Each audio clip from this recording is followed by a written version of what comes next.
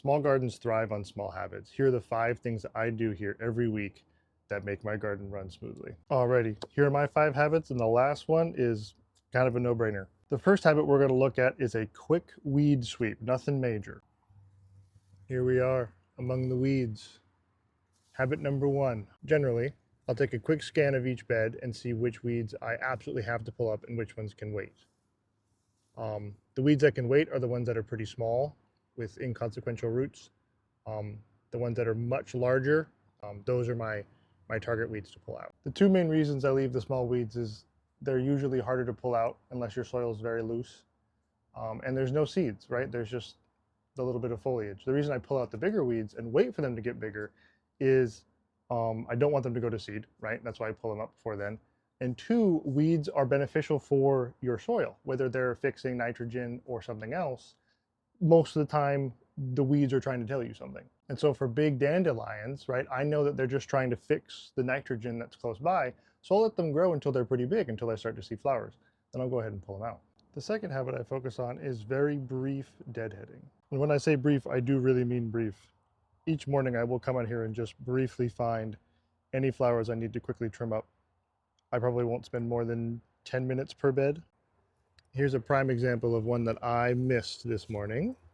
This is something I'll go ahead and deadhead, just down to one of these sets of leaves here. That generally keeps everything blooming much quicker instead of waiting for me or waiting for the rows to self-clean. All right, my third habit is water checking or spot checking. I normally do this a lot in the hotter months like August, but I will always check on a weekly basis any potted plants that I have. For example, I have this lovely weeping willow here in a pot, and I haven't actually checked this yet today, so I have a feeling that's actually not too bad. So I'll generally do something like this, try and get my finger in, see how moist it is or not. I'm discovering some other problems here with this potted willow, though. Now that we're here, I think I need to move this. Anyway,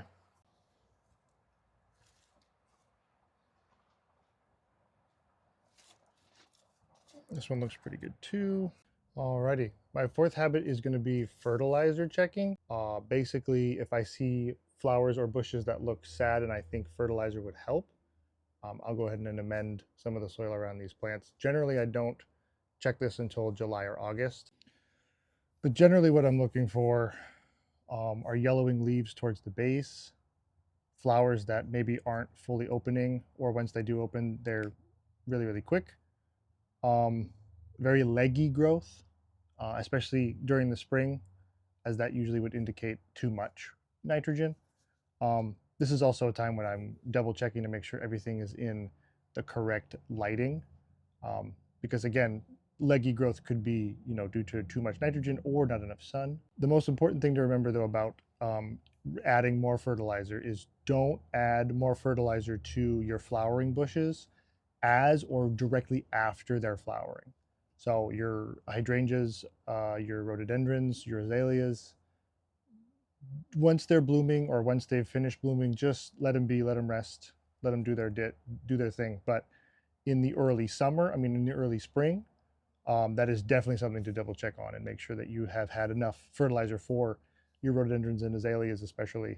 They can be heavy feeders and require more acidic soil. So I know you're dying to know what the fifth habit is. The fifth and most important habit, in my opinion, that you need to do out in your garden every single week is sit in your garden and enjoy it. That is the whole point.